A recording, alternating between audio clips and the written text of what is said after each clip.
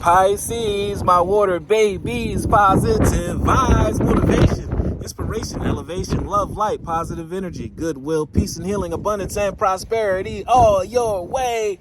Bad health is big business. I'm here to put them out of business. Head swelling, PTSD, stroke, anxiety, depression, mental ailments, physical illness is at an all-time high, plaguing us at the age of an all-time low. I'm here to heal that with my Fountain of Youth technique. But before that, your word of the day.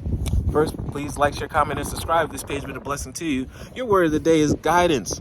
It's time to go into your prayer life, meditation life, go into the elements, soak up all this great energy, this prana, this positive energy. But ask.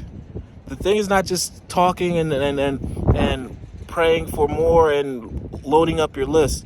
You have so much coming your way, and you need to get the secrets of the universe and how to navigate that and stay at peace and be prepared to sustain, maintain, and continue to grow with your blessings.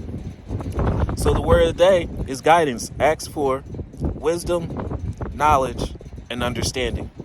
In times of uncertainty, I ask God to guide me to my light and my being, and I'm directed to doors that will open into my inner freedom to me and step forward into trust.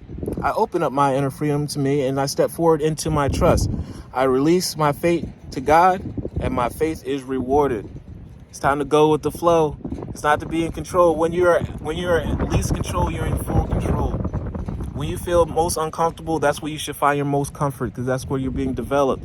And you're going to be rewarded for your faith, for believing, and actually putting some walk behind that talk, bite behind that bark, but also being free, letting go and letting God is very powerful. But ask for wisdom, knowledge, understanding, walk with faith, and you shall be rewarded.